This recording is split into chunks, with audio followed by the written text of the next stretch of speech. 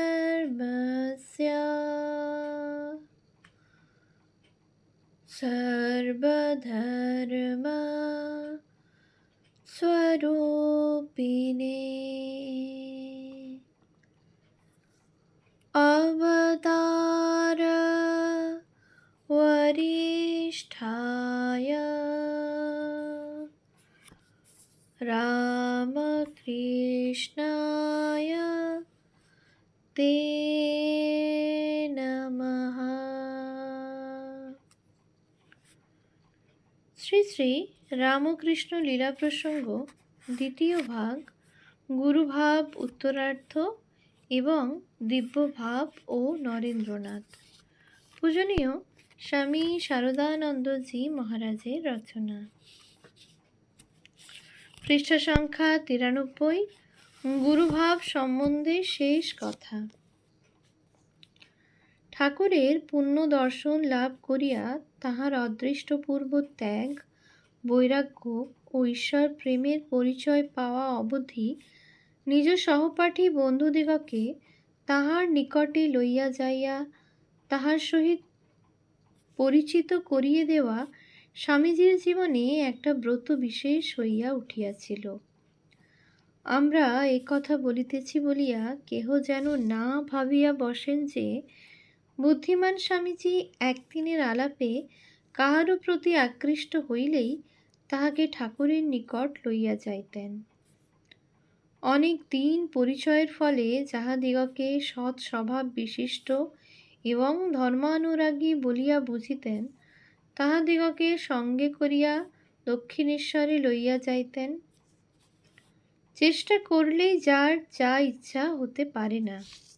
স্বামীজী ওইরূপে অনেকগুলি বন্ধুবান্ধবকেই যখন ঠাকুরের নিকট লইয়া গিয়াছিলেন, কিন্তু ঠাকুরের দিব্য দৃষ্টি যে তাহাদের অন্তর দেখিয়া অন্যরূপ সিদ্ধান্তে উপনীত হইয়াছিল, এই কথা আমরা ঠাকুর ও স্বামীজী উভয়েরই মুখে সময়ে সময়ে শুনিয়াছি।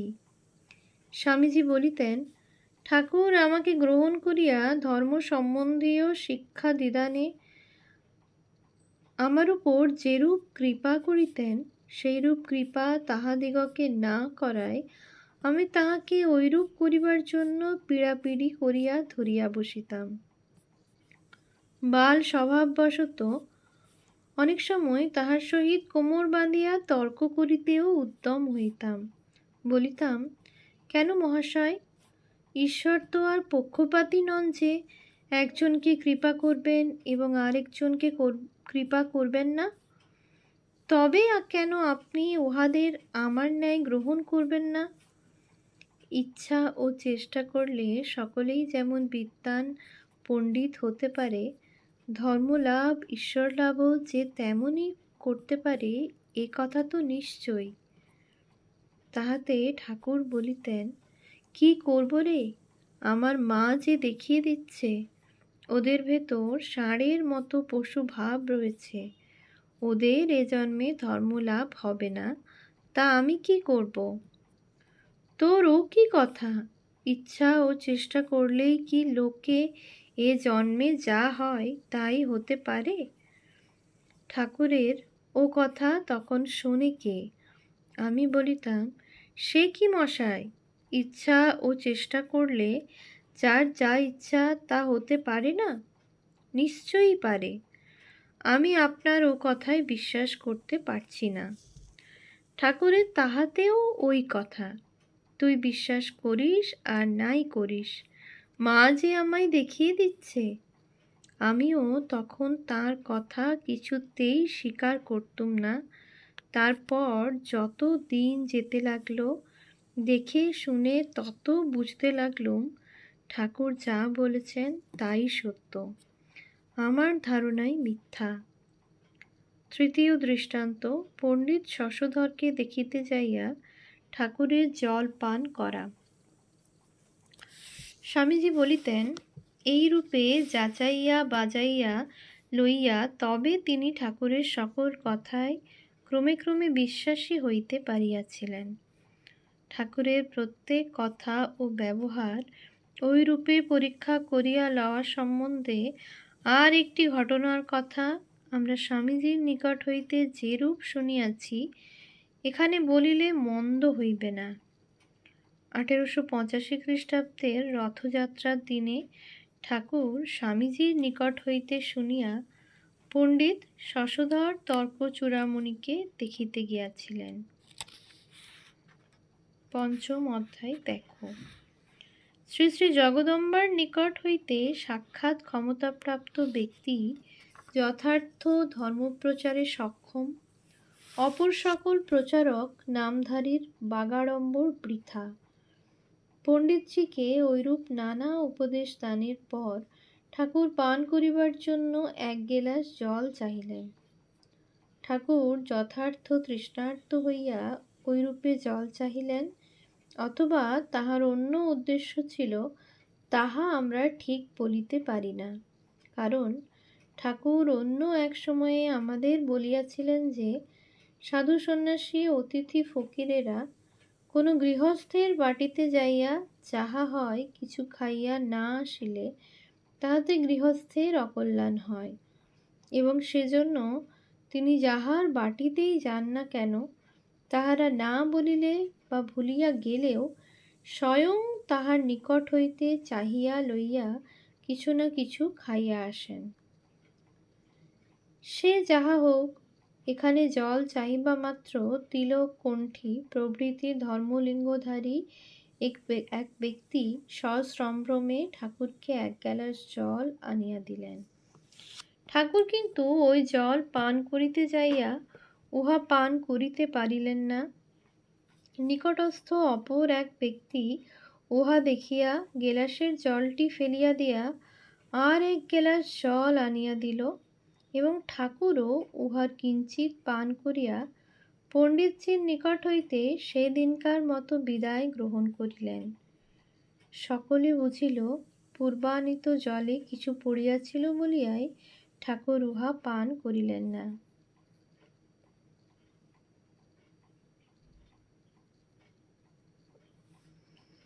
স্বামীজি বলিতেন, তিনি তখন ঠাকুরের অতি নিকটেই বসিয়াছিলেন, সেজন্য বিশেষ করিয়া দেখিয়াছিলেন গেলাসের জলে কুটো কাটা কিছুই পড়ে নাই, অথচ ঠাকুর উহা পান করিতে আপত্তি করিয়াছিলেন। ওই বিষয়ের কারণ অনুসন্ধান করিতে যাইয়া স্বামীজি মনে মনে স্থির করিলেন, তবে বোধ হয় জল গেলাসটি স্পর্শদোষ তুষ্ট হইয়াছে।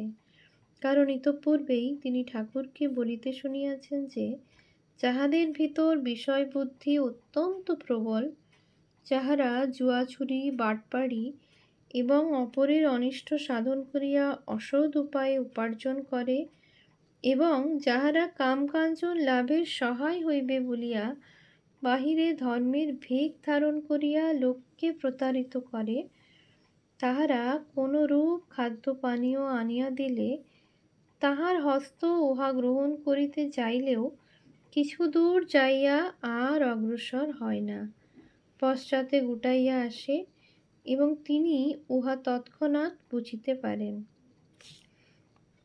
স্বামীজি বলিতেন, ওই কথা মনে উদিত হইবা মাত্র তিনি ওই বিষয়ের সত্যাসত্য নির্ধারণের জন্য দৃঢ় সংকল্প করিলেন, এবং ঠাকুর স্বয়ং তাহাকে সেদিন তাহার সহিত আসিতে অনুরোধ করিলেও বিশেষ কোনো আবশ্যক আছে, সেই জন্য যাইতে পারিতেছি না বলিয়া বুঝাইয়া তাহাকে গাড়িতে উঠাইয়া দিলেন। ঠাকুর চলিয়া যাইলে স্বামীজি পূর্বোক্ত ধর্মলিঙ্গধারী ব্যক্তির কনিষ্ঠ ভ্রাতার সহিত পূর্ব হইতে পরিচয় থাকায় তাহাকে একান্তে ডাকিয়া তাহার অগ্রজের চরিত্র সম্বন্ধে প্রশ্ন করিতে লাগিলেন। ঐরূপে জিজ্ঞাসিত হইলে সে ব্যক্তি বিশেষ ইতস্তত করিয়া অবশেষে বলিল, জ্যেষ্ঠের দোষের কথা কেমন করিয়া বলি ইত্যাদি। স্বামীজি বলিতেন, আমি তাহাতেই বুঝিয়া লইলাম। পরে ওই বাটির অপর একজন পরিচিত ব্যক্তিকে জিজ্ঞাসা করিয়া সকল কথা জানিয়া ওই বিষয়ে নিঃসংশয় হইলাম, এবং অবাক হইয়া ভাবিতে লাগিলাম, ঠাকুর কেমন করিয়া লোকের অন্তরের কথা ঐরূপে জানিতে পারেন। সাধারণ ভাবভূমিতে থাকিবার কালে ঠাকুর যে রূপে সকল পদার্থের অন্তর্নিহিত গুণাগুণ ধরিতেন ও বুঝিতেন, তাহার পরিচয় পাইতে হলে আমাদিগকে প্রথমে তাহার মানসিক গঠন কি প্রকারের ছিল তাহা বুঝিতে হইবে, এবং পরে কোন পদার্থটিকে পরিমাপক স্বরূপে সর্বদা স্থির রাখিয়া তিনি অপর বস্তু ও বিষয় সকল পরিমাপ করিয়া তৎসম্বন্ধে একটা স্থির সিদ্ধান্তে উপনীত হইতেন, তাহাও ধরিতে হইবে। ঠাকুরের মানসিক গঠন কি ভাবের ছিল এবং কোন বিষয়টির দ্বারা তিনি সকল বস্তু ও ব্যক্তিকে পরিমাপ করিয়া তাহাদের মূল্য বুঝিতেন। লীলা প্রসঙ্গে স্থানে স্থানে ওই বিষয়ের কিছু কিছু আভাস আমরা পাঠককে ইতঃপূর্বেই দিয়াছি, অতএব এখন উহার সংক্ষেপ উল্লেখ মাত্র করিলেই চলিবে। আমরা দেখিয়াছি ঠাকুরের মন পার্থিব কোনো পদার্থে আসক্ত না থাকায় তিনি যখনই যাহা গ্রহণ বা ত্যাগ করিবেন মনে করিয়াছেন, তখনই উহা ওই বিষয়ে সম্যক যুক্ত বা উহা হইতে সম্যক পৃথক হইয়া দাঁড়াইয়াছে। পৃথক হইবার পর আজীবন আর ওই বিষয়ের প্রতি একবারও ফিরিয়া দেখেন নাই। আবার ঠাকুরের অদৃষ্টপূর্ব নিষ্ঠা, অদ্ভুত বিচারশীলতা এবং ঐকান্তিক একাগ্রতা তাহার মনের হস্ত সর্বদা ধারণ করিয়া উহাকে যাহাতে ইচ্ছা, যত দিন ইচ্ছা এবং যেখানে ইচ্ছা স্থিরভাবে রাখিয়াছে। এক ক্ষণের জন্য উহাকে ওই বিষয়ের বিপরীত চিন্তা বা কল্পনা করিতে দেয় নাই। কোনো বিষয় ত্যাগ বা গ্রহণ করিতে যাইবা মাত্র এ মনের এক ভাগ বলিয়া উঠিত, কেন ঐরূপ করিতেছ তাহা বলো। আর যদি ওই প্রশ্নের যথাযথ যুক্তি সহ মীমাংসা পাইত, তবেই বলিত, বেশ কথা, ঐরূপ করো। আবার ঐরূপ সিদ্ধান্তে উপনীত হইবা মাত্র ওই মনের অন্য এক ভাগ বলিয়া উঠিত, তবে পাকা করিয়া উহা ধরো। শয়নে স্বপনে ভোজনে বিরামে কখনো উহার বিপরীত অনুষ্ঠান আর করিতে পারিবে না। তৎপরে তাহার সমগ্র মন এক টানে ওই বিষয় গ্রহণ করিয়া তদনুকূল অনুষ্ঠান করিতে থাকিত, এবং নিষ্ঠা প্রহরী স্বরূপে এরূপ সতর্কভাবে উহার ওই বিষয়ক কার্যকলাপ সর্বদা দেখিত যে সহসা ভুলিয়া ঠাকুর তদ্বিপরীত অনুষ্ঠান করিতে যাইলে স্পষ্ট বোধ করিতেন, ভিতর হইতে কে যেন তাহার ইন্দ্রিয় নিচয়কে বাঁধিয়া রাখিয়াছে, ঐরূপ অনুষ্ঠান করিতে দিতেছে না। ঠাকুরের আজীবন সকল বস্তু ও ব্যক্তির সহিত ব্যবহারের আলোচনা করিলেই আমাদের পূর্বোক্ত কথাগুলি হৃদয়ঙ্গম হইবে। ওই বিষয়ে দৃষ্টান্ত, চালকলা বাঁধা বিদ্যায় আমার কাজ নেই। দেখো না, বালক গদাধর কয়েকদিন পাঠশালে যাইতে না যাইতে বলিয়া বসিলেন, ও চালকলা বাঁধা বিদ্যাতে আমার কাজ নাই, ও বিদ্যা আমি শিখব না। ঠাকুরের অগ্রজ রামকুমার ভ্রাতা উচ্ছৃঙ্খল হইয়া যাইতেছে ভাবিয়া কিছুকাল পরে বুঝাইয়া সুঝাইয়া কলিকাতায় আপনার টোলে নিজের তত্ত্বাবধানে রাখিয়া ওই বিদ্যা শিখাইবার প্রয়াস পাইলেও ঠাকুরের অর্থকরী বিদ্যা সম্বন্ধে বাল্যকালের ওই মত ঘুরাইতে পারিলেন না। শুধু তাহাই নহে, নিষ্ঠাচারী পণ্ডিত হইয়া টোল খুলিয়া যথাসাধ্য শিক্ষাদান করিয়াও পরিবারবর্গের অন্ন বস্ত্রের অভাব মিটাইতে পারিলেন না বলিয়াই যে অনন্যোপায় অগ্রজের রানী রাসমণির দেবালয়ের পৌরোহিত্য স্বীকার, একথাও ঠাকুরের নিকট লুক্কায়িত রহিল না, এবং ধনীদিগের তোষামোদ করিয়া উপার্জন অপেক্ষা অগ্রজের ঐরূপ করা অনেক ভালো বুঝিয়া উহাকে তিনি অনুমোদনও করিলেন।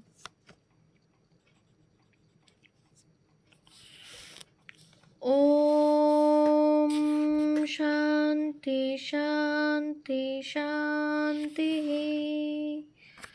হরি ওম তৎসৎ। শ্রীরামকৃষ্ণার্পণমস্তু।